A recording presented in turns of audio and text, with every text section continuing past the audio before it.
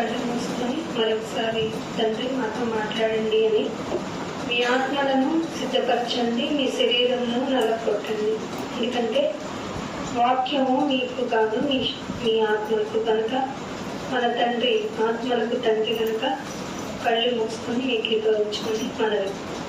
మహోన్నతుడా, మహాగణుడా, పరిశుద్ధుడా, మా తండ్రిగా మమ్మల్ని అక్కును చేర్చుకున్న పరమ తండ్రి మీకు వందనాలు చెల్లించుకుంటున్నాం.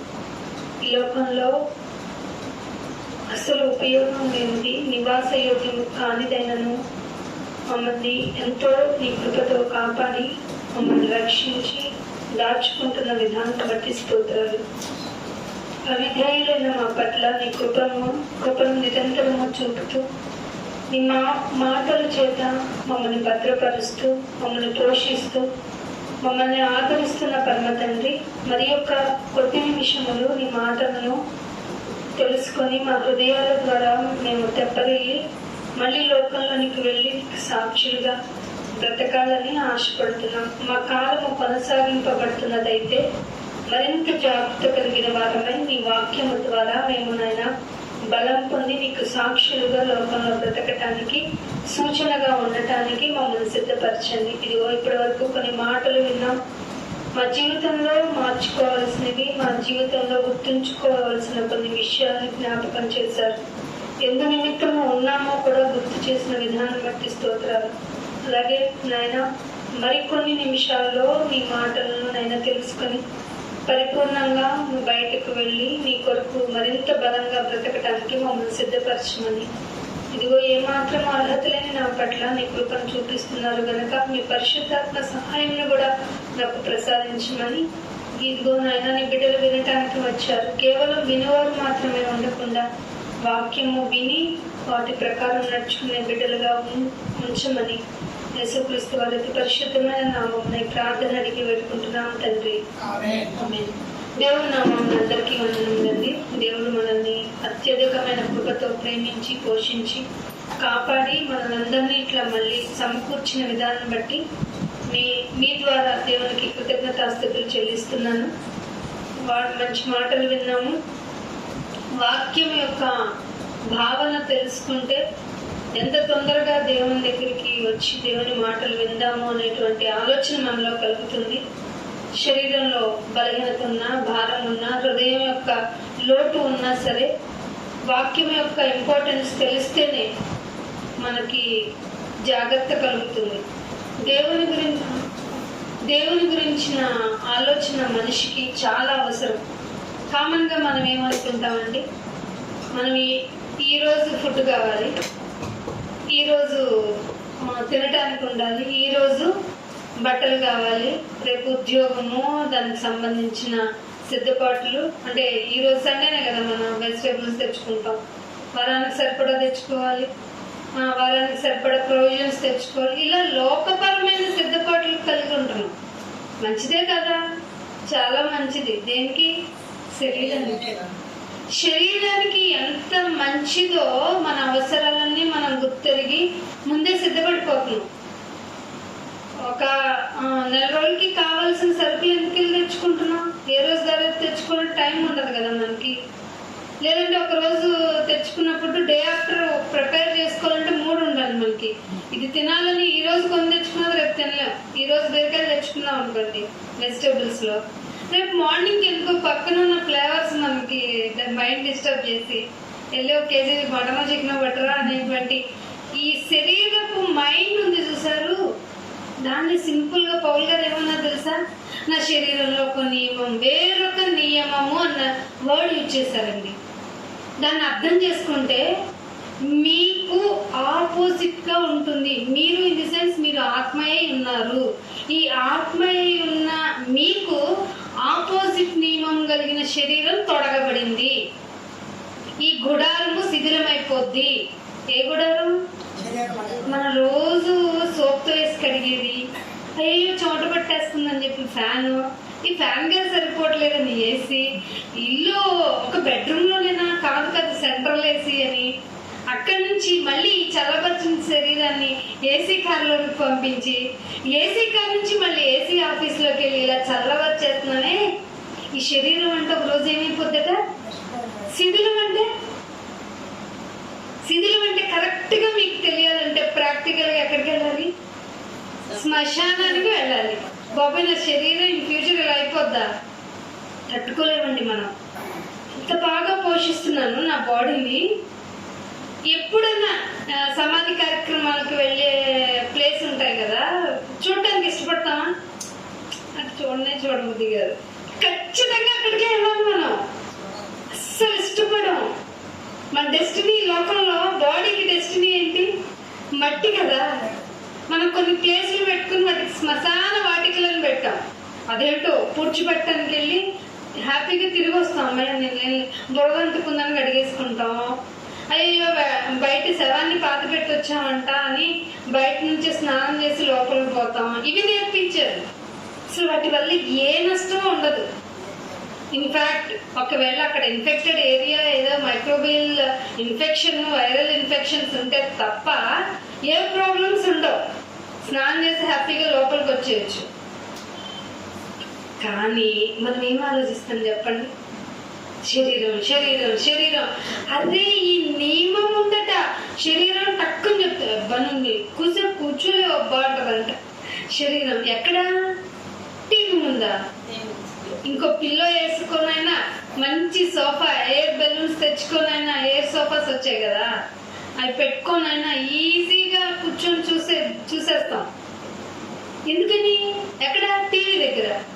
ఏ శరీరం నువ్వు వచ్చి ప్రేయర్ దగ్గర ఇలా కూర్చోండి, నీకు తెలుసు కదా, నీకు అసలు బ్యాక్ పెయిన్ కూర్చుంటావా? ఒక్కరోజు వెళ్ళకపోతే అని అనుకుంటే ఇగో ఇలా కుర్చీ ఖాళీ అయిపోతే ఈ అసలే వర్షం నీకు తుమ్ములు వస్తాయి చెప్పు.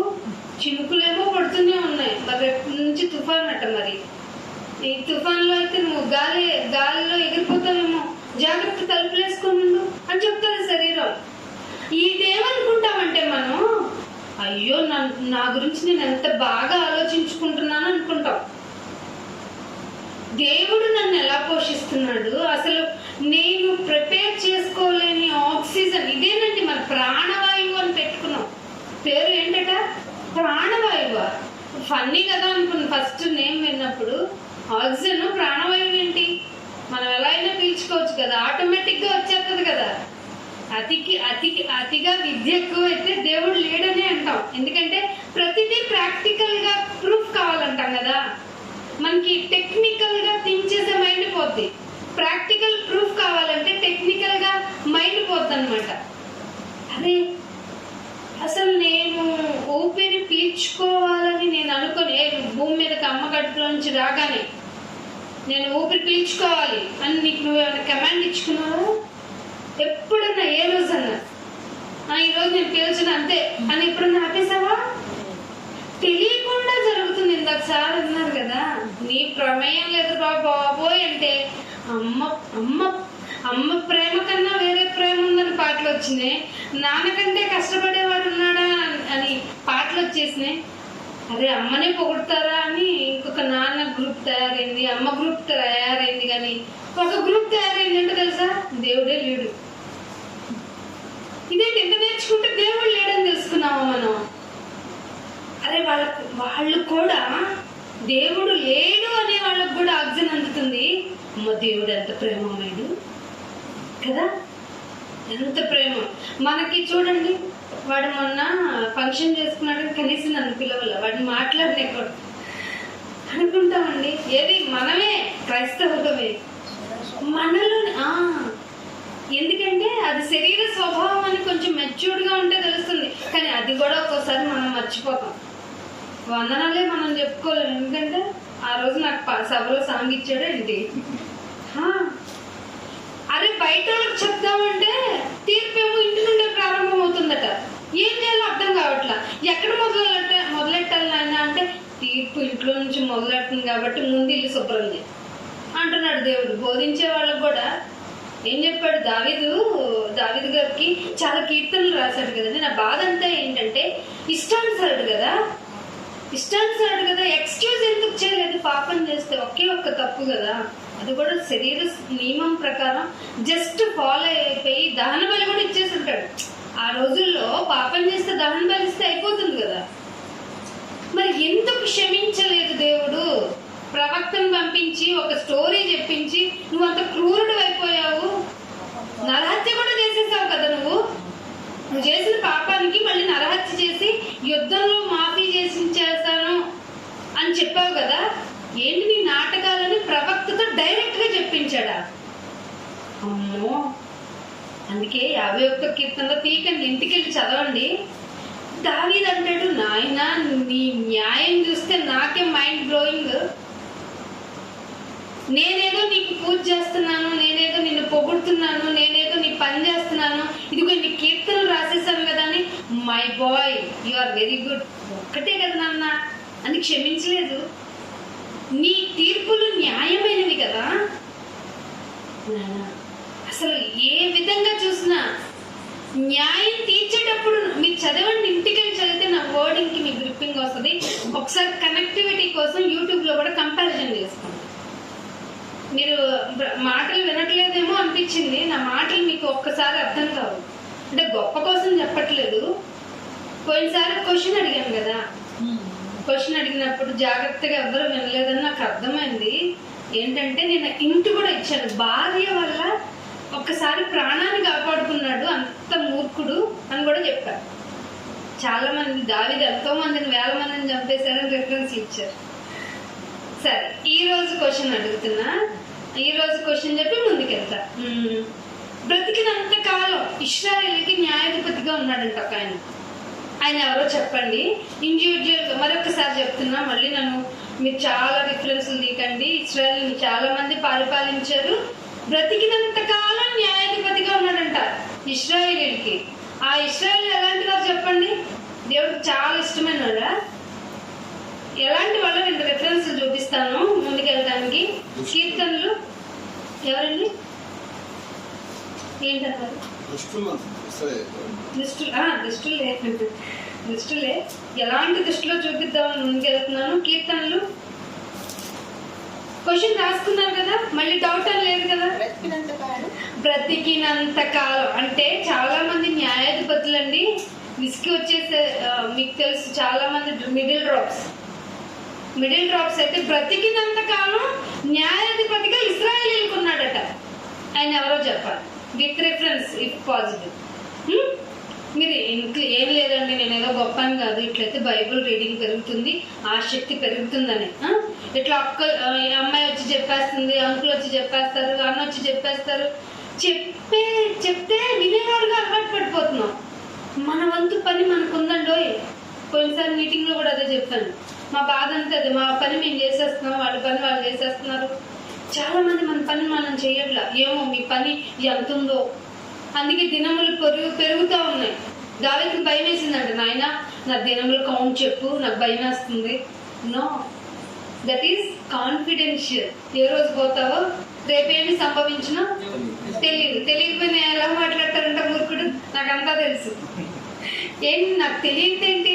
తర్వాత వచ్చి యూట్యూబ్ లోనో న్యూస్ లోనో క్షమాపణ అడుగుతున్నాను ఇవన్నీ చెప్పినందుకు అంటాడు. అర్థమైందా? మనం అలా మాట్లాడకూడదు.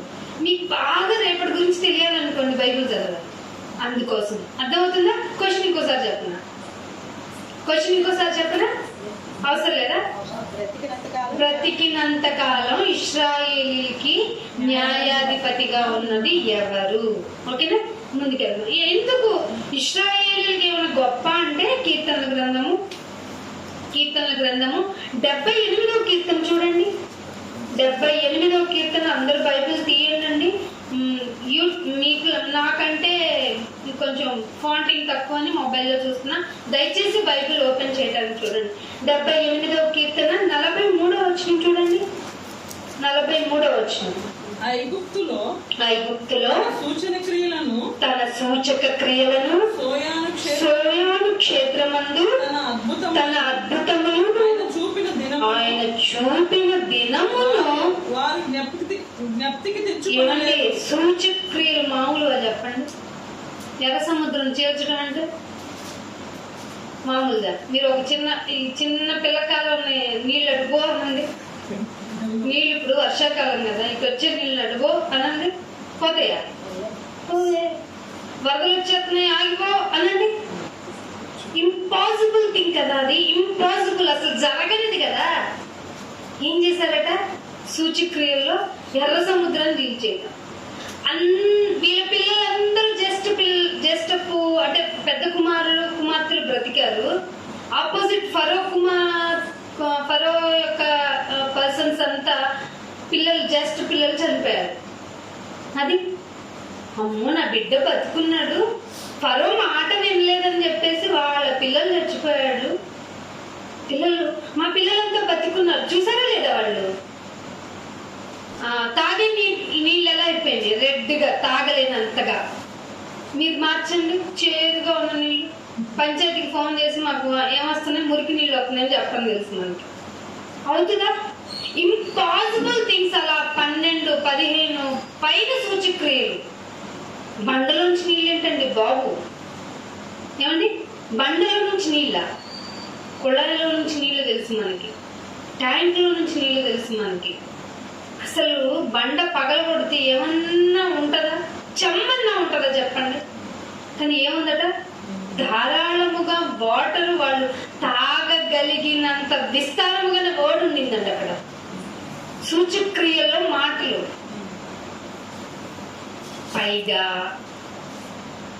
మన రోడ్డు మీద వెళ్తుంటే ఫుడ్ దొరకకపోతే ఎంత ఇరిటేట్ అవుతుంది చెప్పండి. ఎక్కడన్నా లాంగ్ జర్నీకి వెళ్తున్నా అర్జెంట్లో ఫుడ్ దొరకలేదు అనుకోండి, ఎలా ఫీల్ అవుతాం?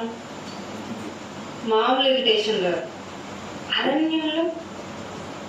అరణ్యంలో వాళ్ళు కోరుకున్నది మళ్ళీ అలిగేదారు కదా. మీకు తెలుసు దేనికోసం అలిగారు. ఒకరోజు బంగాళదుంపలు, ఉల్లిపాయలు, దోసకాయలు. బాబాయ్ మేము వెజ్ ఫుడ్ తినలేకపోతున్నాం, నాన్ వెజ్ కావాలి అనగా దేవుడి పూరీళ్ళు కుప్పలుగా పోసాడట. మనిషి ఎత్తుగా ఉన్నంతగా వచ్చినాయంట పూరేళ్ళు. అంటే 1 టైప్ ఆఫ్ బర్డ్ అది. పూరేళ్ళు అంటే నేను పూరీలు అనుకున్నా చిన్న. ఇదేంటి పూరీలు ఇస్తే వీళ్ళంటే హ్యాపీ ఫీల్ కాదు. పూరేళ్ళు అనేది 1 టైప్ ఆఫ్ బర్డ్. మనం ఇప్పుడు చికెన్ ఎలా ఇష్టపడుతున్నాం, దేనికైనా వెరైటీ ఏంటంటే చికెన్ లెగ్ అంటారు, చికెన్ 65. ఏంటో ఆ జంతువులు కోసుకుని తింటున్నాం అన్న మినిమం సెన్స్. అదే అది రక్తంతో కూడిన బర్డ్ కదా అది. అయినా రుచిగా తినేస్తాం. అలా తిన్నారంట పూరీలు వాళ్ళు. అవన్నీ ఏంటంట, ఏం చేశారంట, మర్చిపోయారంట. ఇంకొక కీర్తనలోనే ఇంకొక మాట చూడండి, ఒక మాట ఉంటది కీర్తనలో 106వ కీర్తనకి రాని. కీర్తనలోనే 106వ కీర్తన, 106వ కీర్తన 7వ వచనం చూడండి ఏముంటుంది. ఐగుప్తులో పితరులు మా పితరులు అద్భుతములను గ్రహింపక ఉండిరి. ఏం చేశారట? ఇశ్రాయేలీయులు గొప్పతనం. ఇలాంటి వాళ్ళకి, ఈ మైండ్ సెట్ ఉన్న వాళ్ళకి ఏం లేదట. ఈ మైండ్ సెట్ ఉన్న వాళ్ళకి ఒక న్యాయాధిపతి బ్రతికినంత కాలం న్యాయం చేర్చడానికి ఉన్నాడట. ఇది చెప్పడానికి మీకు ఏమంటున్నాడు? ఐగుప్తులో నా పితరులు నీ అద్భుతములను గ్రహించలేదు. ఏం చేశారట? నీ కృపాబాహుళ్యమును జ్ఞాపకమునకు తెచ్చుకొనలేదు. ఇదండి అసలు క్యారెక్టర్ వాళ్ళది. ఆయన కృపాబాహుళ్యమును జ్ఞాపకము చేసుకోలేదు, అద్భుతములను గ్రహించనే లేదు. ఇప్పుడు జనరేషన్ ఎలా ఉంది? ఆయన ఒక అద్భుతం చేస్తే సరే కానీ ఏం చేయాలి? ఇంకొకటి ఉంది, మరి చేసేసాను. ఇంకొకటి ఉంది నాయన. మొదటి పిల్లవాడిది అయిపోయింది, ఇప్పుడు రెండో వాడిది. వాడికి చదువు, తర్వాత ఉద్యోగము, పిల్లలు, వాళ్ళ పిల్లలకి మళ్ళీ బాగోగులు అన్ని బాగా చూస్తున్నారు. నీ పని ఏంటి? నేను వచ్చేస్తాను నాయన నీ దగ్గరికి. అయ్యో నీ పుస్తకం అంతా ఖాళీ ఉందమ్మా. ఏమో దాని గురించి నాకు పట్టనే లేదు. నా శరీరంలో ఒక నియమం ఉంది, అది నీకు ఆపోజిట్ గా చేయబడిన నియమము అనే గ్రహింపు లేకుండా ఈ లోకంలో నా శరీర తత్వాన్ని బట్టి లోకంతో నేను పోతా ఉన్నాను అంటే పరలోకం వస్తుందా? ఇంకొక మాట, నెహెమ్యా గ్రంథానికి రండి. పాత ప్రవక్త గారు ఈయన కూడా. నెహెమ్యా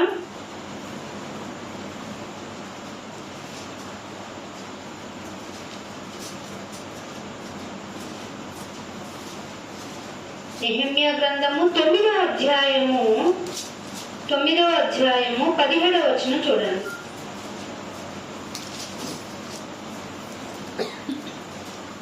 వారు విజయులకు మనస్సు లేని వారై. అదంట ఏమైనా చెప్తే వింటావేంటి నువ్వు? బోడి వీళ్ళు చెప్తున్నాను నేను అలా. అది ఎక్కడి వరకు వచ్చేసింది? ఏమంటే ఇస్రాయల్ తిట్టుకున్నాం మనం పెద్ద గొప్పవాళ్ళం అయినట్టు, కానీ ఈ జబ్బులన్నీ మనమే జ్ఞాపకం చేసుకుంటామా? ఎంత బాగా పోషిస్తున్నావయ్యా అని అనుకో. ఏంటైనా నీ గుడికి వెళ్తా నాకు చేయవేంటి అని అంటాం మనం కూడా. ఇన్ని మీటింగ్లు పెట్టిస్తున్నాం, మాకు కృప చూపవేంటి? ఏం కృప చూపాలి? ఆయన చూపించే కృపకి నువ్వు శ్రమపడాలి. అదే పాఠం ఇవ్వాలి మీకు. ఏమంటున్నాడు? వారు విధేయుల గుట్టకు మనస్సు లేదు. ఏదైనా చెప్తామంటే ఏమండి మీరు రోజు రెడీ చేస్తారు, ఇప్పుడు రెడీ అయ్యి వచ్చాం కదా, అద్దంలో చూసుకోకుండా ఎవరైనా వచ్చామా? చెప్పండి, మీ ఫేస్ చూసుకునే వస్తాం. ఇప్పుడు మీ ఫేస్ మీరు గుర్తు చేసుకోండి. ఎట్టుందబ్బా? కన్ను గుర్తుంటే ముక్కు గుర్తుండదు, ముక్కు గుర్తుంటే చెవులు గుర్తుండవు, నెక్క గుర్తుండదు, అసలు ఈ ఫేసే నీకు సరిగ్గా గుర్తుండదు. అలాంటి నీకు నీ క్యారెక్టర్ చెప్తే ఏం గుర్తుంటది?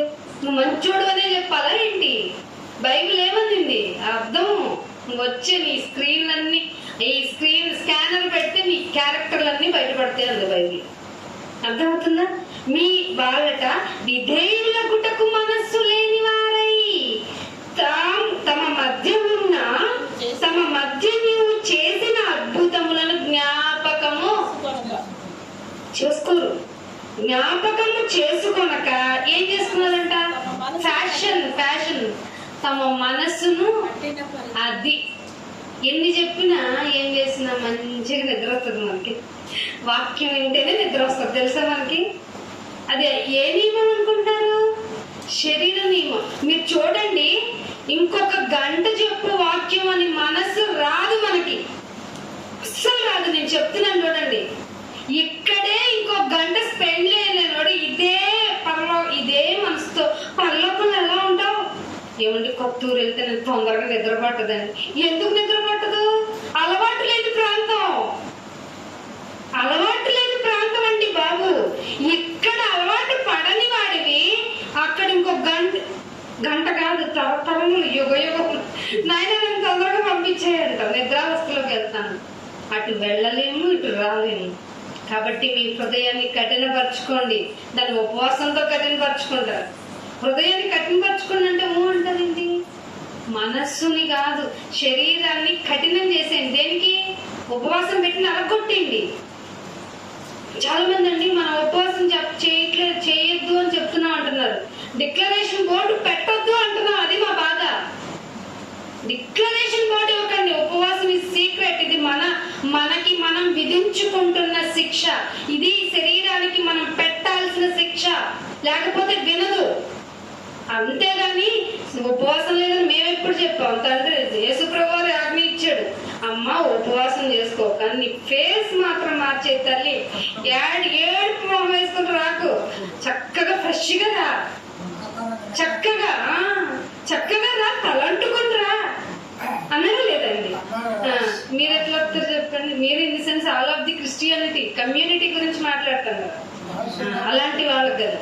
తలస్నానం చేసుకుని ఫ్రెష్ గా కనపడంటే ఖచ్చితంగా ఎవరొకళ్ళు ఏంటక్క ఎలా ఉందో అని అడిగేలాగా ఫేస్ రియాక్షన్ ఉంటుంది. అడగడ దేవుడు రేపు తీర్పులో నిన్ను. అందుకు జాగ్రత్త చెప్పడానికి మేము తెలుసుకున్నది అది చెప్తుంటే మా మీద కోపపడతారు. చాలా రిస్కీ సర్వీస్ చేస్తున్నాం తెలుసండి మనం అంత్యదినాల్లో. మన మీద అన్యులు కాదు కోపంగా ఎక్కువ ఉంది, క్రైస్తవులే ఎక్కువ మనకు విరోధులు. ఎందుకంటే వాళ్ళు ఏమంటారంటే పారంపర్య ఆచార్యం ఉంది కదా, ఎప్పటి నుంచో పెద్దోళ్ళు ఇట్లా చేసుకోరు. అంటే భయం ఉంటదని చెప్పాను మీకు అన్నదాన్ని. ఇది అంట పారంపర్యంగా వస్తున్న ఆచారాన్ని, ఇది దేవుని యొక్క ఉపదేశం అని చెప్పేస్తారంట. ఉపవాసం అంట ముఖ్యం అంటారట, కానీ దేవుని దగ్గర నీ మనసు నలగొట్టుకోవడం ఇంపార్టెంట్ అని చెప్పరట. ఉపవాసం లేవా నువ్వు అయితే నువ్వు బల్లకు దూరంగా ఉన్నంటారు. ఇదెక్కడ పారంపర్య ఆచారము? ఇది తప్పని చెప్తున్నా. ఇది తప్పని చెప్తుంటే ఈ ఈ ఈ అలవాటు పడిపోయి ఉన్నారు కదా ఈ పారంపర్య ఆచారాలు. వాళ్ళు మనల్ని చూసి, యేసుప్రభు వారిని చూసి ఎట్లయితే పటపట పండు కొరికారో, యేసుప్రభు వారిని చూసి కొండ మీదకి లాక్కి కింద పడేద్దాం అనుకున్నారు, అంతకంటే ఘోరంగా చూస్తున్నారు మనల్ని, తోసేస్తున్నారు. కానీ తృణీకరించేశారు నన్నే తృణీకరించారు నువ్వు చూడు సిలువను ఎత్తుకుని నడిచే, నన్ను చూస్తూ నడిచే అన్నాడా లేదా? ఏం చేశారట ఈ వీళ్ళు? మనస్సును కఠినం చేసుకుని 17వ వచనం, విధేయులొకటకు మనస్సు లేని వారై తమ మధ్య నీవు చేసిన అద్భుతములను జ్ఞాపకం చేసుకోనకుండా తమ మనసులను కఠినపరుచుకొని తా నుండి వచ్చిన దాస్యపు దేశమునకు తిరిగి వెళ్ళటానికి ఒక లీడర్ కావాలనుకుని మనసు మార్చేసుకున్నారంటండి. ఎక్కడి నుండి తీసుకొచ్చాడు? మోషే ఎన్ని అద్భుతములు చేశాడండి, తిరిగి వెళ్ళిపోవటానిక. ఇన్ని అద్భుతాలు ఎలా వెళ్తారండి? సముద్రపు మధ్య నుంచి చీల్చబడి కదా వెళ్ళారు. మరి తిరిగి ఎట్లా వెళ్తారు? ఈ అధికారం పెట్టుకుని ఎట్లా వెళ్తారు అంటే శరీరపరమైన మనసు వచ్చేసింది అనమాట. అక్కడికి వెళ్తే ఎలా వస్తుంది? మళ్ళీ అక్కడికి వెళ్ళి అడుగుతారు, మమ్మల్ని వదిలేసావు అని. అందుకే ఎవ్వరు వెళ్ళలేదు తెలుసా.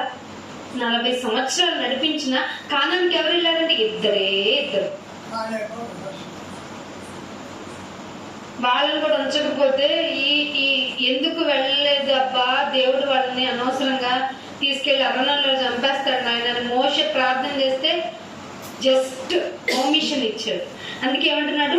ఒక అధికారిని తమ కొరకు ఏర్పాటు చేసుకుని తిరుగుబాటు చేసేశారు. ఇట్లాంటి ప్రజానికానికి మరి పిల్లలు ఏమైనా మారుతారండి? ఎందుకంటే వాళ్ళకి చెప్పమన్నా మారరు కదా. ఏమన్నా ఇప్పుడు పిల్లలకు చెప్పండి, ఏమన్నా మమ్మీ నీకేం తెలియదు, కావాలంటే నీకు ప్రూఫ్ నేను మొబైల్లో చూపిస్తా. ఆండ్రాయిడ్ ఫోన్ చేతిలోకి వచ్చిన తర్వాత పిల్లలు మనకంటే తెలివైన వాళ్ళు అయిపోయారు. పైగా కరోనా టైంలో ఏమొచ్చింది? ఆన్లైన్ క్లాసులు. ఏదైనా ఫ్యూచర్ తెలియకపోతే మనం ఇదివరకు ఎక్కడికి వెళ్ళేవాళ్ళం? సర్వీస్ సెంటర్స్ కో వాటికి వెళ్ళేవాళ్ళం మొబైల్ ప్రాబ్లం అయితే. ఇప్పుడు ఎవరిని అడుగుతున్నారు చెప్పండి మామూలుగా? అరే ఏంటో ఇది పని చేయట్లేదు ఈ యాప్ అంటే ఇక నేను యూస్ ఇస్తా అంటున్నాడు పిల్లాడు కదా. అంత అడ్వాన్స్ గా ఉన్నారు. వాళ్ళకి వెళ్ళి దేవుడి గురించి చెప్పండి, ట్రాష్ అంటున్నారు. జ్ఞానము మాకు బాగా తెలుసు అనుకుంటున్నారు. ఇందాక చెప్పాను కదా, టెక్నికల్ నాలెడ్జ్ మిస్ అయిపోతుంది. Technical knowledge in the sense ఏంటంటే రెస్పిరేషన్ తీసుకుంటున్నావు, దానికి సంబంధించిన వాయువు ఎక్కడి నుంచి వస్తుంది? అది భూమి మీదే ఉంది. ఎందుకు స్పేస్ సూట్ లో వెళ్ళాల్సి వస్తుంది?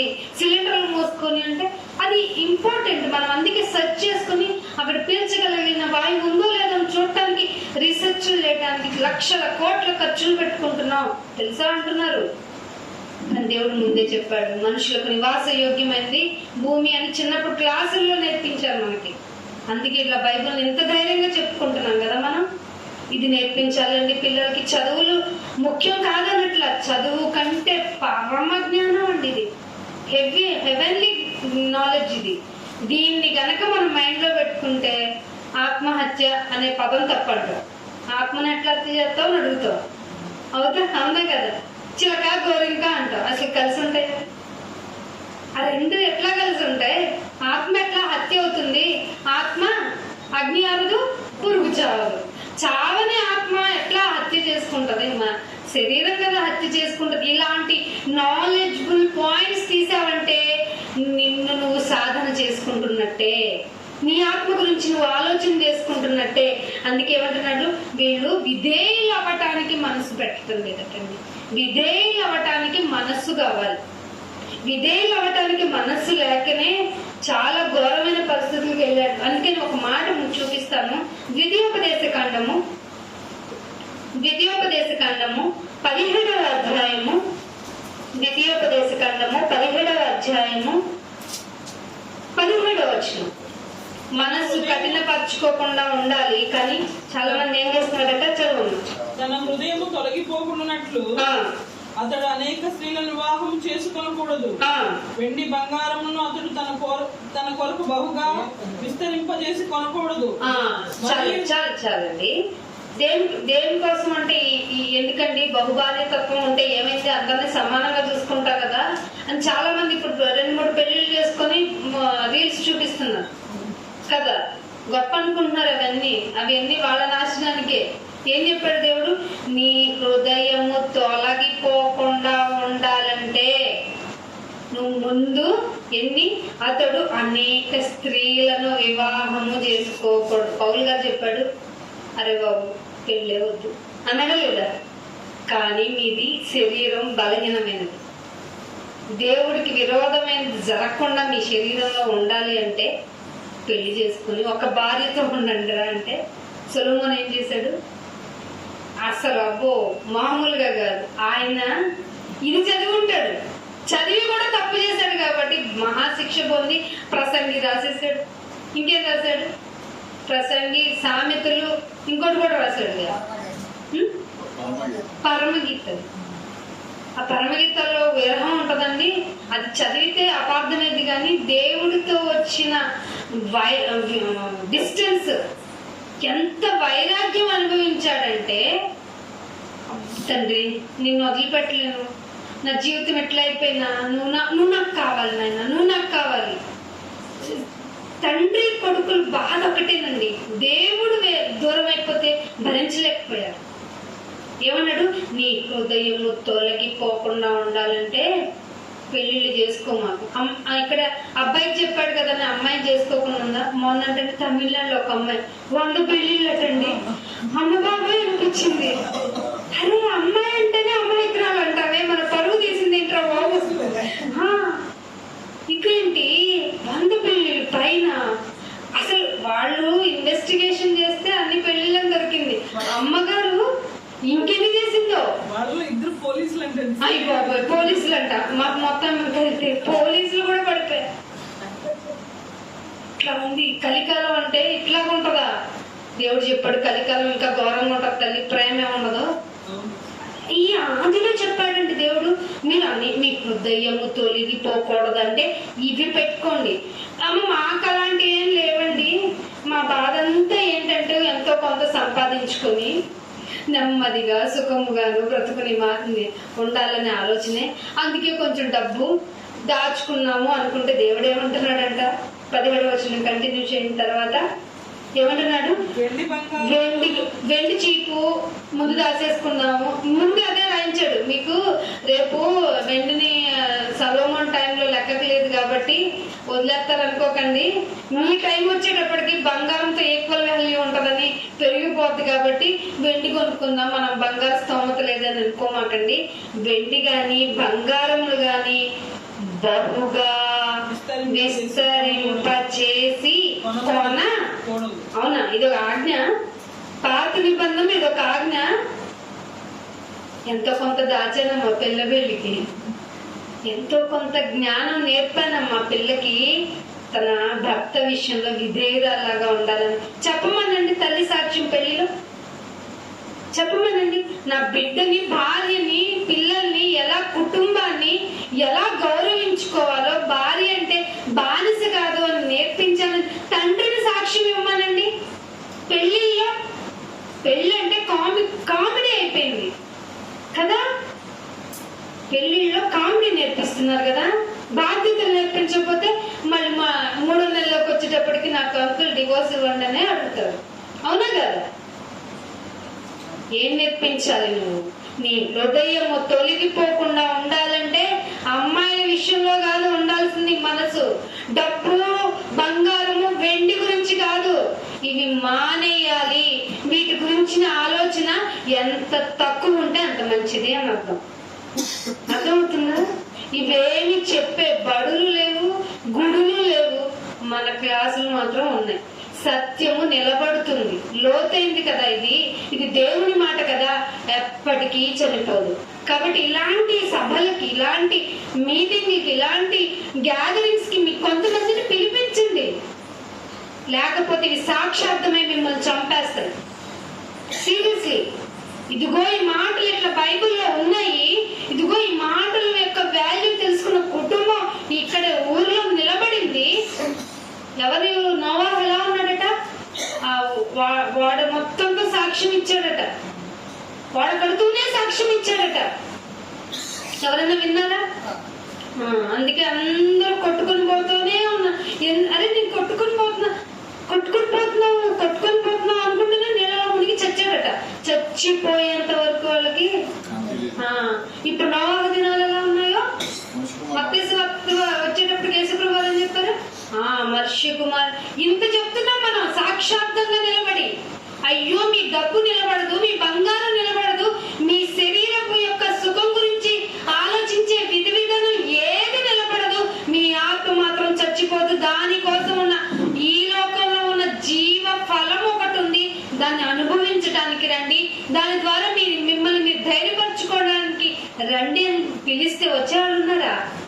అసలు ఇది పట్టించుకునే వాళ్ళే లేరు. కానీ దేవుడు మనకి ఏం చెప్తున్నాడు తెలుసా? ఒక మాట ముందుకెళ్తాను చూడండి.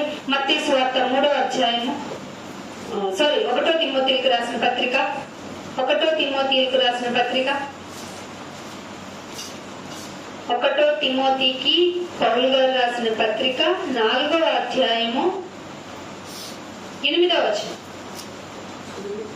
శరీర సంబంధమైన సాధకము కొంచెం మట్టుకే. సాధకం ఏమంటే మీరు భక్తులు ఎదగలంటే సాధనం చేసుకోవాలి, సాధకం చేయాలి అని అంటున్నాం కదా.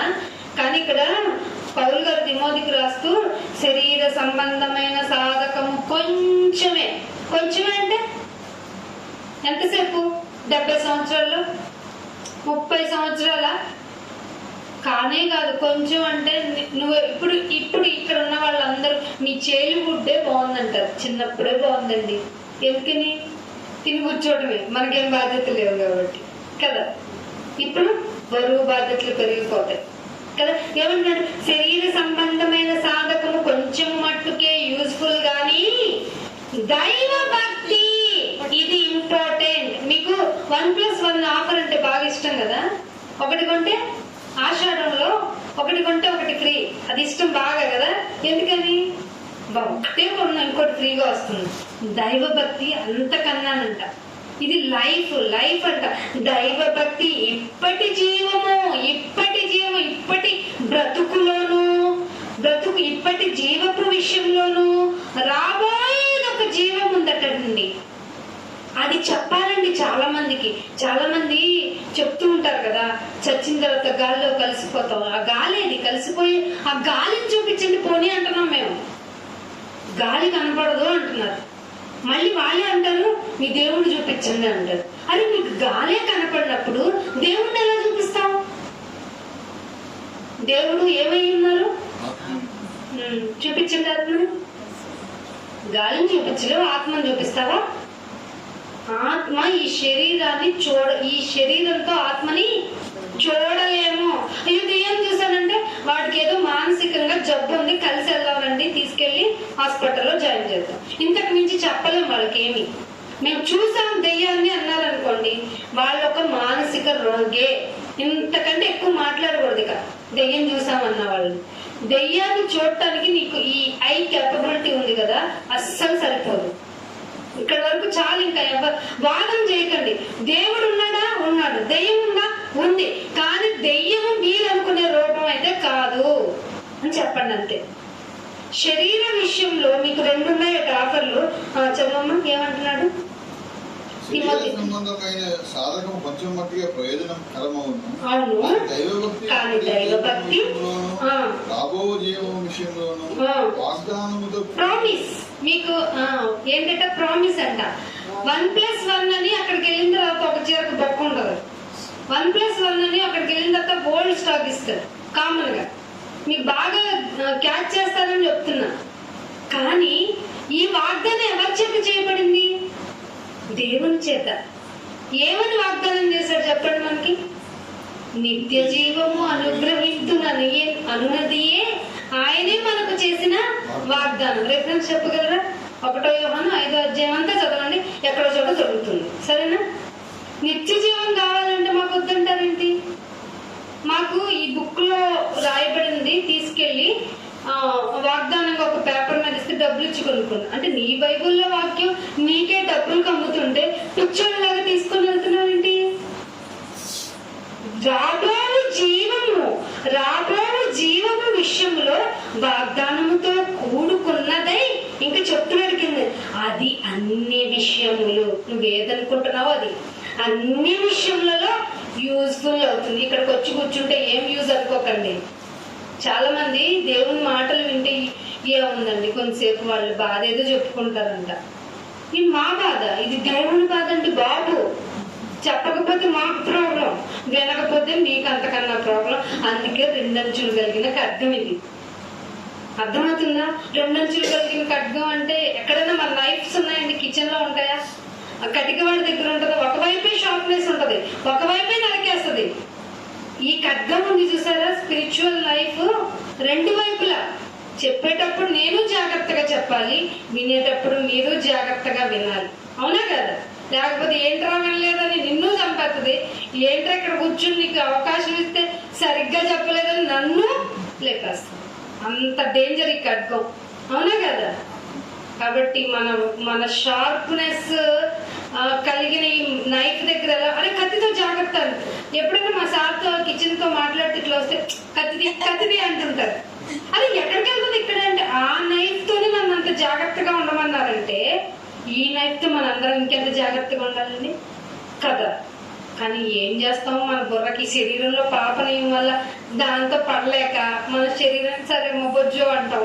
ఇక్కడికి వచ్చి కూడా ఈ నైఫ్ ఉందని తెలిసి కూడా ప్రపంచము దేవుని వాక్యం వల్ల కదా ఈ ప్రపంచం అంటే ఈ ప్రపంచంలో మనం ఏమేంటి, దేవుడు మనం చూడటం లేదా ఏంటి? సీజీ చూస్తుందని భయపడతాం కానీ దేవుడు చూస్తున్నాడని భయపడటం లేదేంటండి క్రైస్తవులు కూడా. నాయనా నేను అక్కడికి వెళ్ళినా ఉన్నావు నాయన, నువ్వు కింద సముద్రము ఆ గర్భంలోకి సముద్ర గర్భంలోకి వెళ్ళినా ఉన్నావు నాయన, అసలు ఎక్కడికి వెళ్ళి దాక్కున్నాయినా నేను అన్నాడా లేదా దావీదు గారు? ఆ భయం ఉందా మనకి? ఫ్రెండ్ దగ్గర ఒకలా బిహేవ్ చేస్తుంది మన బాడీ, ఇంకా భార్య దగ్గర ఒకలా బిహేవ్ చేస్తుంది ఒక బాడీ, భర్త దగ్గర ఇంకోలాగా బిహేవ్ చేస్తాం. దేవుడు చూస్తున్నాడని అందుకే ఆయన అన్నాడు యథార్థవంతుల పక్షాన్ని ఉంటాను నేను. దావీదు నువ్వు నా భక్తుడు అయినా సరే వ్యధవరాలు ఉంది కదా, ఆవిడ వ్యధవరాలు చేస్తావు కదా, ఆవిడ పక్షానే ఉంటాను. అది తలుచుకొని దావీదుకి భలే భయం వేసిందట. నీ తీర్పులు ఎంత న్యాయమైంది ఆయన బాబు, నేను భక్తుడిని కదా అని నాకు ఏమి ఇవ్వలేదట. మీరేదో అంటారు కదా, ఏమండి మేము మీకు తెలిసినది కదా కొంచెం ఏమన్నా రికమెండేషన్ ఏం చల్లవు దేవుని దగ్గర. నువ్వు న్యాయంగా బ్రతకాల్సిందే. నువ్వు అద్దంలో చూసుకొని నీ ముఖాన్ని మర్చిపోతున్నావు. అలాంటి నీకు నీ క్యారెక్టర్ గురించి చెప్తుంటే భయపడి మనసు ఉండకుండా కఠినం చేసుకుంటున్నావు ఇశ్రాయేలు లాగా. ఇది దేవుడు చెప్తున్నాడు మనకి. కఠినం చేసుకుంటే దేవుడి మనసు రాదు. కఠినం అయిపోతే ఏమవుతుంది? ఆయన పిలిచిందే నీకు కఠినంగా ఉందిరా నీ మనసు. రాతి లాంటి నీ గుండెను మార్చడానికి కావాల్సింది సుత్తె లాంటి ఈ వాక్యమేరా. చాకల వాడికి నీ మురికి పట్టిపోయింది, నీకు తెలియట్లా. మురికి తెలుస్తుందండి? మాసినవి బట్టలు అంటావు, మాసిన బట్టలు ఇంట్లో పెట్టుకో అంటావు. ఎందుకని? ఆ మాసిన బట్టలు ఇంట్లో ఉంటే ఇన్ఫెక్షన్ రావచ్చు. ఆ మురికున్న బట్టలు మళ్ళీ వేసుకుంటే నీ అందం కనపడకపోవచ్చు, నీ శరీరానికే ఇన్ఫెక్షన్ తేవచ్చు. అలాంటి శరీరపు బట్టల విషయంలోనే అంత జాగ్రత్తగా ఉంటే ఆయన ఏమంటున్నాడు? చాకలికి సబ్బునరా నేను ఉతుక్కొని నా దగ్గరికి వచ్చి ఉదక స్నానం చెయ్యి అంటున్నాడా లేదా? అసలు ఇక్కడికి వచ్చి స్నానం మర్చిపోతావేంటి? ఉదక స్నానం ప్రతిరోజు చేయమంటాడు. వారంలో ఒక్క రోజు కదండి, అది గంటే. మన శరీరం పడుతుందండి బాధ, నా వల్ల కాదు. తొందరగా ఏం చేస్తా తొందరగా ఏమంటే వాక్యంలో ఉండాలి కదా. ఇంకో గంట అయితే ఏమో రాకడ వచ్చిందనుకో ఇట్లాగే చెప్పుకుంటున్నాం అనుకో వెళ్ళిపోతాం కదండి. క్రీస్తులో ఉన్న వారికి ఏ శిక్ష విధి లేదు కదా. ఇక్కడ ఉన్నప్పుడే కదా హృదయం ఎంతో కొంత ఇక్కడ పడి ఉంటది, ఆయన మాట విని విధేయత కలిగి ఉంటది. కానీ ఈ శరీరం తొందరగా వెళ్ళిపోతాం. తొందరగా ఏం చేస్తావు? తొందరగా వెళ్ళి పడుకుంటావా? తిని పడుకోవడానికా? ఒక రోజు నీకు ఖర్చు పెడుతున్న వాల్యూలో గంటలు ఇంక ఇస్తున్నావు. ఒక 20 రిఫరెన్సులు చెప్పామనుకోండి, ఒక గంట వచ్చి ఎన్ని రిఫరెన్సులు చెప్తారు మీరు? ఏం గుర్తున్నాయంటే 2, 3 కూడా చెప్పలేము మనం. తెలుసా? ఈయననివ్వదు, నియమం ఉంది, పాప నియమం. కానీ అందుకే భక్తిని సాధన చేసుకోవాలి.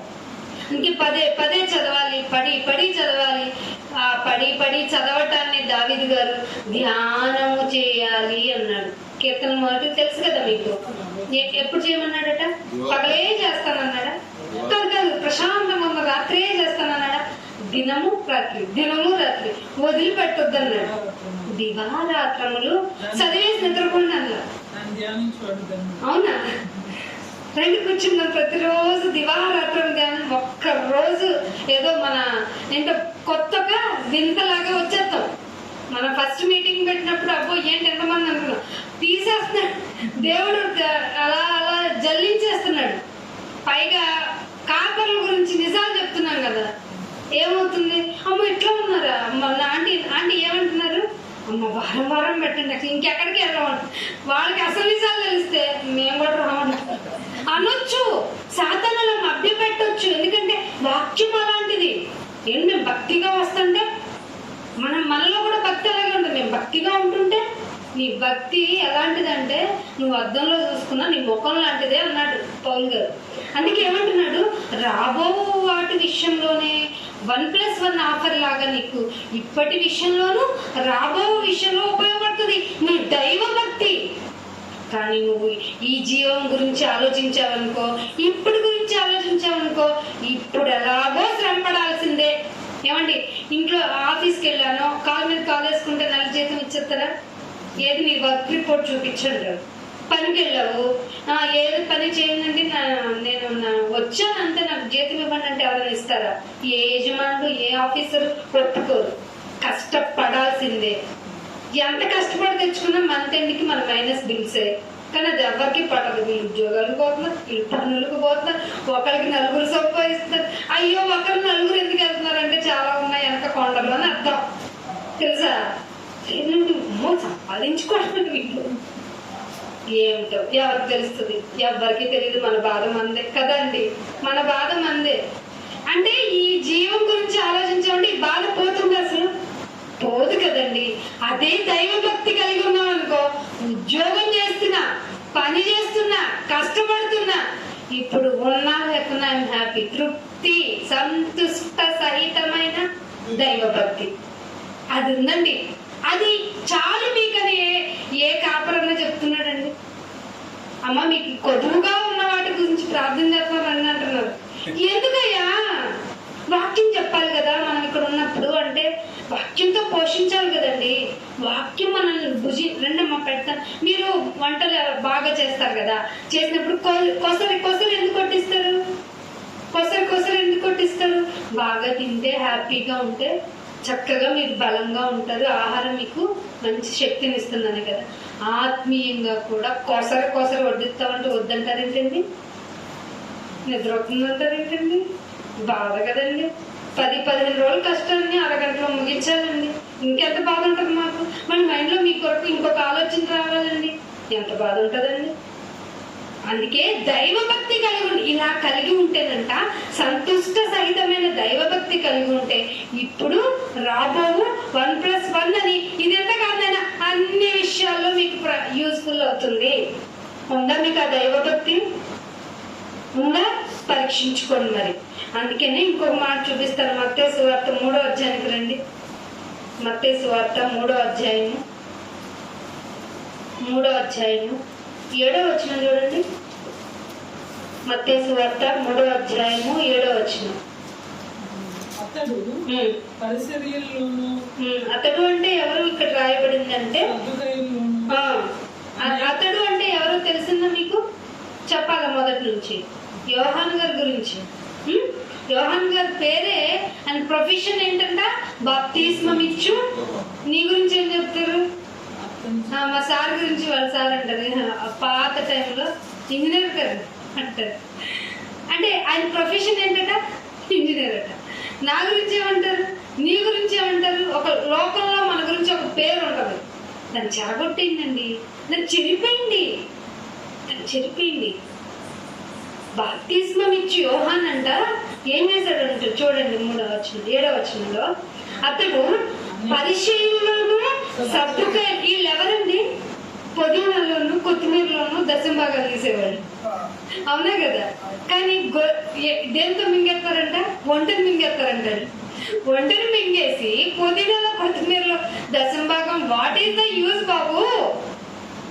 ఇందు కోపం మనసులో ఉంది యోహాన్ గారికి. ఇది రివీల్ చేసింది యేసు ప్రభు వారు గారు. కానీ ఇక్కడ ఏమంటున్నారు? పరిచయంలోను సద్దుకాయలోను అనేకులటండి, అనేకులు బాప్తిస్మం పొందటానికి వచ్చారట. వస్తే వాళ్ళని చూసి వెరీ గుడ్ నాన్న అన్నాడా? వాళ్ళని చూసి ఏమన్నాడట? సర్వసంతానమా ఏమిటట? రాబోయేది ఒకటి ఉందట. ఇందాక మనం రాబోయే జీవం గురించి విన్నాము, అలాగే రాబోవు ఉగ్రత కూడా ఉంది. అది యోహాన్ గారు చెప్పి ఎవరు చూసి అన్నారట? పరిచయుల్ని, శాస్త్రులు, వాళ్ళలో అనేకులు బాప్తిస్మం తీసుకోవడానికి వచ్చేసారట. వాళ్ళని చూసి మనమైతే ఏమంటాం? బాప్తిస్మం మా రెండమ్మా ప్లీజ్ రండి, ఎంత మంచి నిర్ణయం తీసుకున్నారన్న, ఇది అసలు దేవుడు ఎంత ఆనందపడతాడు అని మనం చెప్తాం.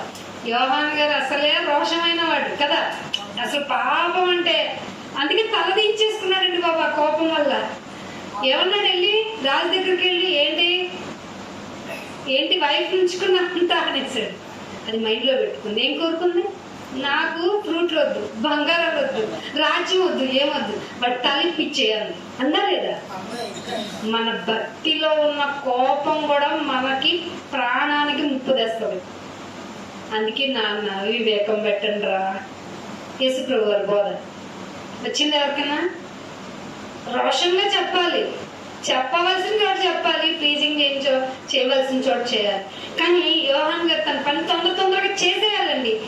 ఇలా రోషంగా ఉన్నవాడే ఏంటి నైనా నువ్వేనా, నేను జైలుకి వెళ్ళానేంటి నువ్వు వచ్చిన తర్వాత, నైనా నీ చెప్పులు మోయటానికి కూడా అసలు నేను అర్హుడిని కాదే అన్నాడు. యేసు ప్రభువుని చూసే కష్టాలు వచ్చేసి ఎంత కష్టం అంటే తీసుకెళ్లి జైల్లో వేశారు తన మాటను బట్టి. అప్పుడు ఏమనిపించింది? నేను జైల్లో ఉండటం ఏంటి, అసలు బాగు చేసింది నేను, రోషంగా బ్రతికాను, అసలు నేను ఫుడ్ తిన్నట్టు, నేను ఫుడ్ గురించి ఆలోచించలేదు, మెడకలో తేలితో బ్రతికేశాను, నేను బట్టల గురించి ఆలోచించలేదు, చర్మపు చొక్కా ఒకటి వేసుకున్నాను, ఇల్లే కొనుక్కోలేదు, నేను పెళ్ళే చేసుకోలేదు, గోవల్లో ఉన్నాను, సర్దుకెళ్ళి పరిశీలిస్తే రోషంగా చెప్పాను, అదే మీరు సప్త సంతానం కానీ. అట్లాంటి నన్ను తీసుకెళ్ళి ఎక్కడేశారు? ఇంతకీ నువ్వు యేసువేనా? అట్లా ఉంటుంది మన విశ్వాసం. అర్థమవుతుందా? మేము విశ్వాసం అందుకే నాయన అంతం వరకు సహించేవాడు ధనుడే కదా. ఏంటి మీరు ధనులు కదా ఏంటి? తర్వాత నోరు అంతవరకు సహించాలి. భక్తి ఒక రోజులో సరిపోదు, నీ బ్రతికినంత కాలం పరీక్షలో ఉన్నావు, ఒక్క రోజుతో సరిపోదు, ప్రమాదకరం. ఈ లోకం అంత్యకాలంలో అపాయకరమైన దినాల్లో ఉన్నప్పుడు నాయన నన్ను క్షేమాభివృద్ధి కలగజేసి క్షేమంగా ఉంచు నాయన, ఇదిగో లాస్ట్ బ్లెస్సింగ్ ఇప్పించు నాయన. ఏమిటమ్మా పోరాటానికి లేదా మీ సిద్ధపాటు? ఆరాటమేనా? ఎంతసేపు? ఏమన్నాడట? సప్త సంతానమా రాబో ఉగ్రతను తప్పించుకున్నటకు. ఏం చెప్పాడు మీకు? బుద్ధి చెప్పేవాడు ఎవడు? అసలు బుద్ధి చెప్పేవాడు ఎవడు అన్నాడా? ఇదేంటి మీరు బుద్ధి తెచ్చుకొని కదా బాప్తిసం తీసుకోవడానికి వచ్చింది అనాలి కదా. రాబో ఉగ్రత గురించి అంత స్పోర్టివ్ గా చెప్పే మనసు నీకు వచ్చిందా? మారు మనసు అంటే ఒప్పుకున్నాం, పర్వాలేదు, నోటితో ఒప్పుకున్నాం. మరి రాబో ఉగ్రత గురించి యోహాను లాగా పౌరుషంగా చెప్తావా? అబ్బే కష్టం. ఇటు లోకంలో కొంతసేపు, అటు కొంతసేపు. అందుకే నిలువెచ్చగా ఉంటే ఏమన్నాడు తెలుసా? ఎవరన్నా నువ్వు చూస్తున్నప్పుడు ఉమ్మేశారనుకో, తెలియకుండా నీలో ఏదో గిల్టీ ఫీలింగ్, నన్ను చూసే వేశాడంటావా అంటే అనుకుంటాం కదా. వీడికేంటి ఇప్పుడే ఉమ్ము ఇయ్యాలా వీడు అనుకుంటారా లేదా? నులివెచ్చగా ఉన్నావంట. నులివెచ్చగా ఉంటే ఏం చేస్తాడట? ఉండకండి మమ్మల్ని అంటారు చాలా మంది, ఉద్యోగం చేసుకోవచ్చు కదా.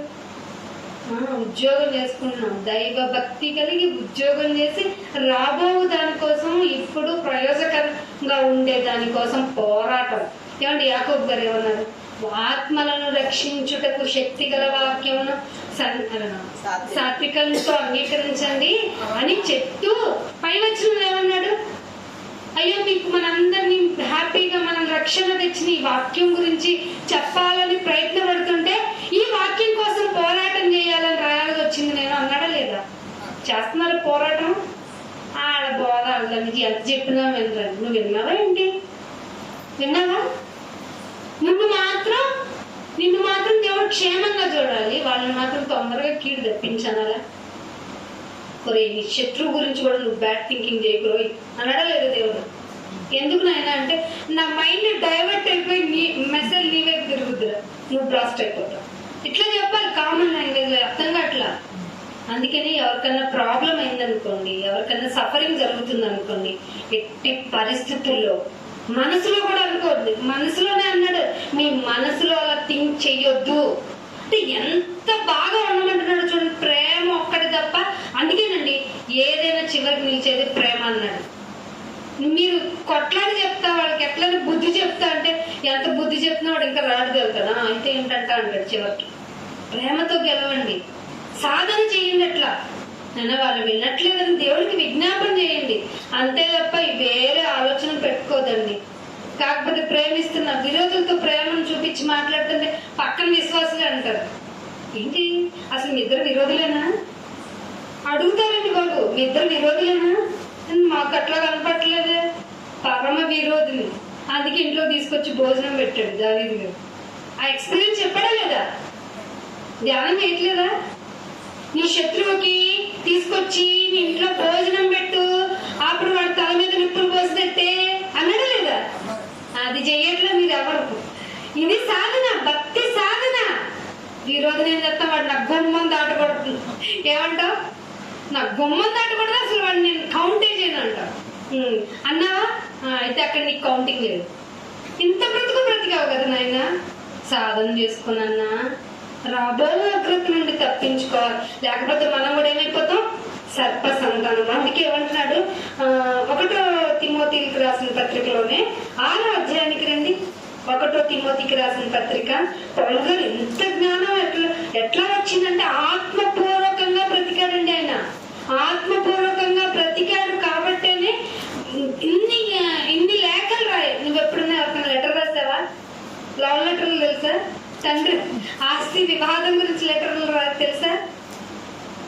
దేవుని గురించి లెటర్ ఎప్పుడన్నా వేరే వాళ్ళకి ఇచ్చారా? ఒక పత్రం ఇచ్చారా?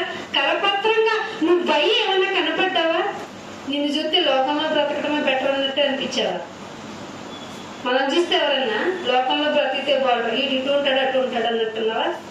1 తిమోతికి రాసిన పత్రిక 6వ అధ్యాయము 8వ వచనం చూడండి కొంచెం. ఈ లోకంలో ఏమీ తేలేదు, దీనిలో నుండి ఏమీ తీసుకుని పోలేము. కాగా అన్న వస్త్రము గలవారమై ఉండి వాటితో తృప్తి పొంది ఉందము. ఉందమ్మా, ఇది ఉంటదండి. అన్న వస్త్రములు కలిగిన వారే హ్యాపీగా ఉన్నానని వాళ్ళు బట్టలు వేసుకోవడానికి ఉన్నాయి, ఇవాళ ప్లేట్ లో ఫుడ్ ఉంది, థ్యాంక్ యూ ఫాదర్ అని ఎవరైనా ప్రేయర్ చేశారా? నాయన ఫ్యూచర్ లో అంటూ మొదలెట్ట. రేపేమి సంబంధించినో నరులకి తెలియదు, నువ్వే చెప్తావు, నువ్వే ప్రార్థన చేస్తావు, అమ్మ దేవుడు చెప్పాడు రేపు ఏం జరుగుతుందో తెలియదు అని. ఏమిటి? ప్రాక్టికల్ వే ఆఫ్ లైఫ్ అండి. నేను ఫ్యూచర్ లో మరి ఇచ్చేయాలనుకుంటున్నాను, ఇల్లు కట్టాలనుకుంటున్నాను, నా పిల్లలకి ఇచ్చేయాలనుకుంటున్నాను, పెళ్లి సంబంధము. ముందు నీ బిడ్డను చక్కగా తప్పించే దేవుల్లో భక్తిగా పెంచు, ఆటోమేటిక్ గా లైఫ్ కట్టబడిపోద్ది అంతే. అందుకే నీ పూర్తి డిపెండెన్స్ దేవునికి ఇవ్వాలట. సంతుష్టి సహితమైన పైనే ఉంటది కదా, అన్న వస్త్రములు గలవారమై, అది 6వ వచనంలో ఉంటుంది కదా, సంతుష్టి సహితమైన దైవ భక్తి. దైవ భక్తి ఏమైందట? గొప్ప ప్రాఫిట్ తెచ్చి పెడుతుందట. మీరు ఊహించని ప్రాఫిట్ ఏంటో తెలుసు? అది పరలోకం.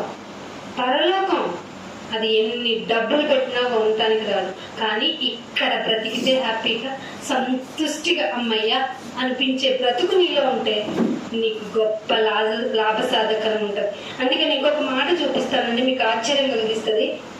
దానియేలు గ్రంథము 11వ అధ్యాయము సందర్భం వచ్చింది కాబట్టి చూపిస్తాను. అయిపోవచ్చింది, ఒక 10 నిమిషాలు ముగిస్తాను. చూడండి, దానియేలు గ్రంథము. నిద్రపోయిందా? అయితే ఇంకో 5 నిమిషాలు తీసుకుందాం. దానియేలు గ్రంథము. దేనికి రియాక్ట్ అవ్వరు ఏంటండి బాబు? దానియేలు గ్రంథము 11వ అధ్యాయము. దానియేలు గ్రంథము 11వ అధ్యాయము 33వ వచనం. జనములో బుద్ధిమంతులు అనేకులకు బోధించుదురు కానీ. అమ్మయ్య, ఇక్కడ బుద్ధిమంతులు ఉన్నారట. ఏ బుద్ధిమంతులు? దేవుని గురించి తెలుసుకున్న బుద్ధిమంతులు, లోకంలో బుద్ధిమంతులు కాదు. వీళ్ళకి సత్కార్యం ఎలా ఉంటది ఫ్యూచర్ లో, రాబోయే దినాల్లో, అంత్య దినాల్లో ఎలా ఉంటది అంటే, జనములలో బుద్ధిమంతులు అనేకులు బోధిస్తారు గాని వారు బహుదినములు అంటే చాలా కాలము వాళ్ళకి పిలిచి దండెత్తారు, పిలిచి సెలవు చెప్తారు, పిలిచి ఏమేస్తారు? రహదారిలో పూలు వేస్తారు, ఉండబట్ట. వాళ్ళు బహుదినములు ఖడ్గము వలనను అగ్ని వలనను కృంగిపోతారటండి. వాక్యం చెప్పే వాళ్ళకి బహుమతులు ఉంటాయి అనుకోకండి. ఏమండి, సంతుష్టి సహితమైన దైవ భక్తి కలిగి ఉంటే దేవుని గురించి ప్రకటన చేస్తావు బుద్ధిమంతుడు అయితే. ఇంకా అలాంటి కనెక్టివిటీ రిఫరెన్స్ తీయాలంటే ఇంకో గంట కూర్చోవాలి మీరు. అప్పుడు నన్ను ఇంకొకసారి అమ్మాయిని పిలవకూడదు అనుకుంటారు. అందుకనే కనెక్ట్ గా చెప్పేస్తుంది. మా సార్ కొన్ని రిఫరెన్స్ కనెక్ట్ అవ్వట్లేదు అన్నా అంటున్నారు. ఏం చేయండి, ఇన్ని రిఫరెన్స్లు చెప్తే అట్లాగా కొంతమంది ఫేస్ మిమ్మల్ని కాదండి, మంచివాడు మీరు, కానీ చెప్తున్నా. మా సార్ అన్నారు కొన్ని రిఫరెన్స్ కనెక్టివిటీ ఉండట్లేదు, ఏం చేయండి నేను, ఇంకో గంట వస్తారా? ఆయన మళ్ళీ ఆయనే అంటారు గంటన్నర చెప్పావు అంటున్నారు. మొన్న ఏం చేయను 3 గంటలు తీసుకోనా అంటే నీకు ఎట్లా అర్థమైందా అంటున్నారు. ఏమన్నా బహుదినములు ఖడ్గము వలనను అగ్ని వలనను కృంగిపోతారు, చెరపట్టబడి హింసింపబడి ఏం చేయబడతారు? దోచేస్తారటండి మనల్ని. ఇట్లా రండి, ఇప్పుడు చేయండి సర్వీస్. మీ తాళాలు మీరు కొట్టుకోకండి. గుడిలో చేసేది ఏం చేస్తారండి? గుడి అని చెప్తే జ్ఞానము కదా, సత్యమునకు స్తంభము. సంఘం అంటే ఏంటట? మంచి డీజే సాంగ్లు పెట్టి చేతులెత్తి ఆరాధించడమా? ఎవరికి కావాలంటే అసలు దేవుడు నాకు వద్దన్నాడు కదా. సరే, మన భక్తిని ఎక్స్ప్రెస్ చేయాలి ఏదో ఒక విధంగా చేస్తున్నావు. దాని తర్వాత నెక్స్ట్ లెవెల్ ఒకసారి ఆ రిఫరెన్స్ కూడా తీయండి. 1 కొరింథీయులకు రాసిన పత్రిక 14వ అధ్యాయము 33వ వచనం. అలాగే పరిశుద్ధుల సంఘములన్నిటిలో దేవుడు సమాధానముకే కర్తకే గాని దేని కర్తకండి ఆయన? సమాధానమా? ఒకరికొకరికి సమాధానం ఉంటదండి. ప్రార్థన చేస్తారండి. నాకు భయం వేసింది. పరిశుద్ధ మా పక్కన వాళ్ళకి పాపం వాళ్ళు వైట్ డ్రెస్ ఎక్కువ వేసుకుని పెంతుకొస్తా without ornamentals, only white dress. Aunty uncle pray చేస్తారండి. వాళ్ళు మంత్లో వన్స్ వాళ్ళ సంఘం అంతా తీసుకొస్తారు. అసలు మా డాగ్లు కంగారు పడిపోతే ఏది ఇంత ధైర్యంగా చెప్తున్నా నాకే భయం వేసింది కొత్తలో. ఆ అరుపులేంటి, ప్రార్థన అండి. అదేమంటే ఏంటంటే అంత గట్టిగా చేశారంటే పరిశుద్ధాత్మక్తి అంతేరా అంటారు.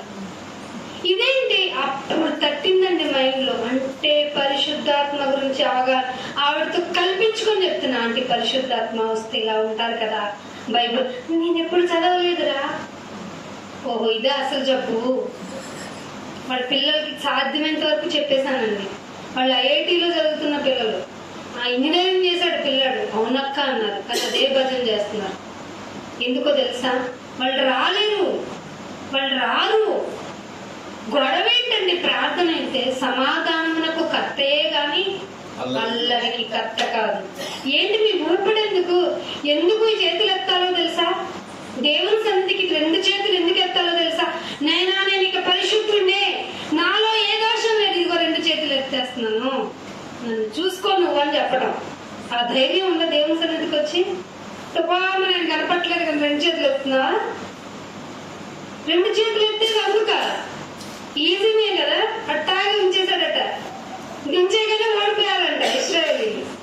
అయితే అటొక్కళ్ళు వచ్చి చేతులు పట్టుకున్నారంట. అట్లా ఉంచాలి నీకు చేతులు ఎత్తించి. ఇంకోసారి వస్తావా ఆరాధనకి? ఏంటంటే అయ్యగారు 2 చేతులు ఎత్తించి అలాగే ఉంచారు, నేను రాని ఈ ఆరాధనకి ఇంకొకటి చూసుకుంటా. అట్లా అయిపోయారండి. ఎందుకంటే చర్చ్ లో పుట్టగొడుగులు ఇప్పుడు సీజన్ కదా, కామన్ కంట్రీ మష్రూమ్స్ రావడానికి.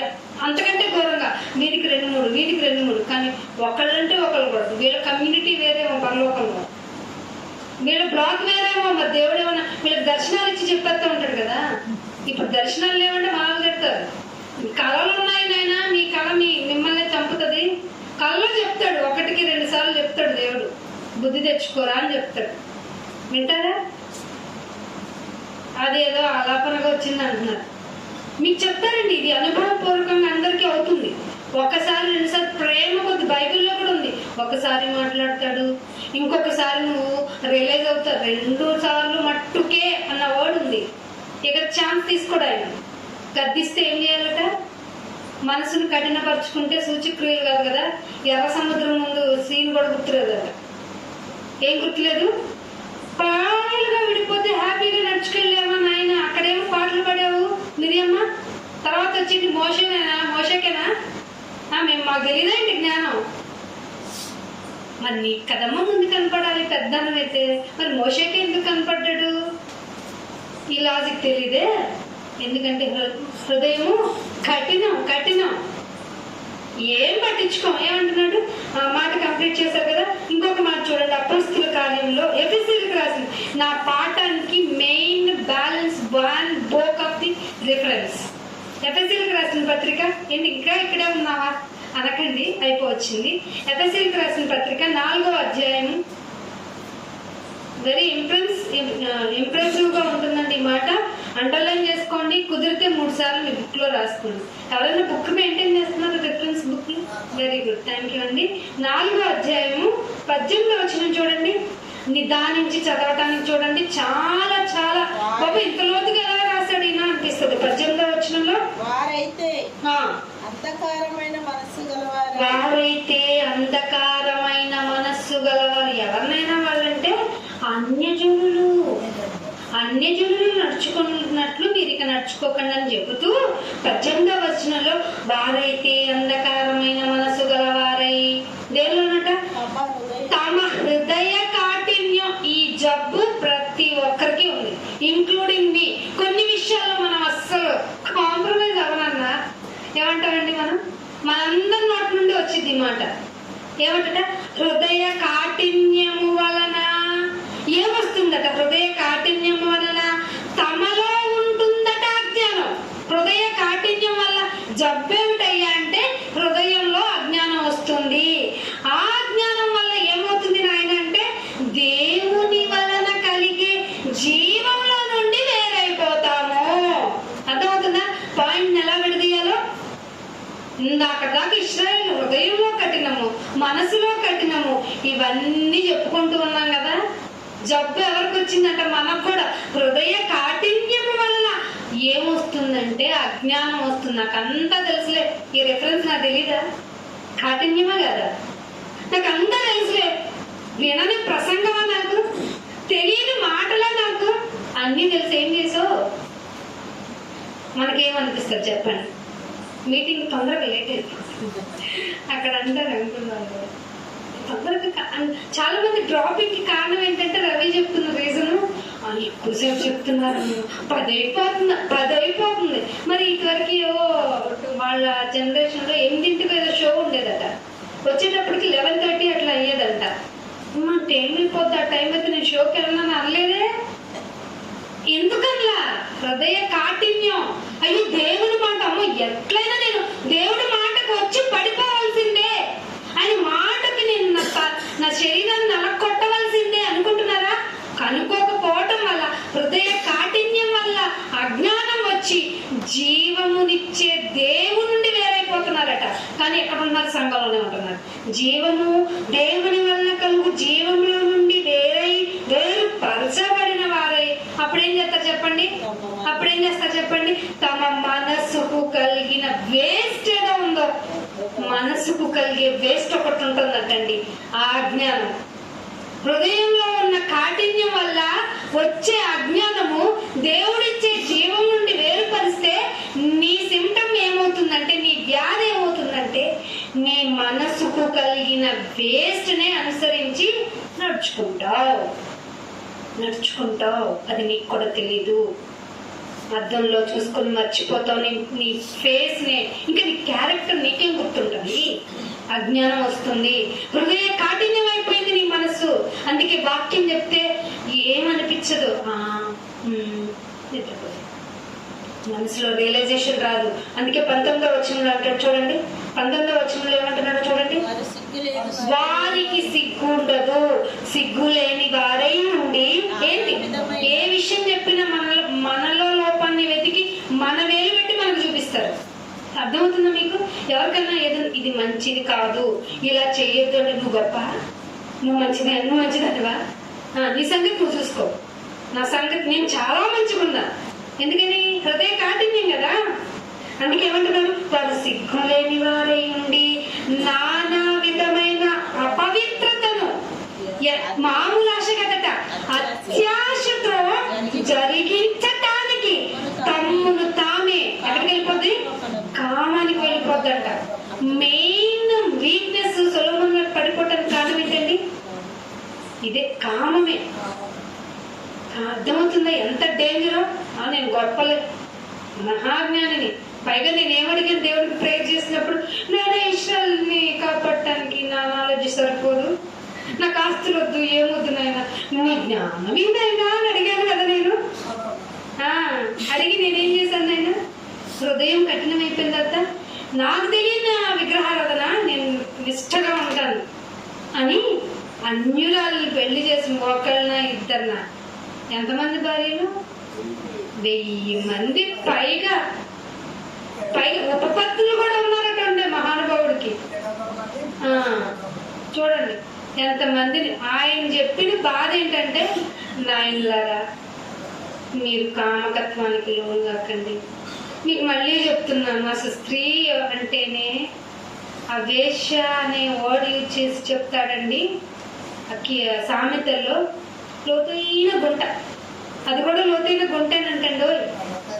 సత్యము బహుళవుతుంది, దాన్ని ఎత్తుక్కోరంటే వేష దగ్గర కట్టుకున్నాడు.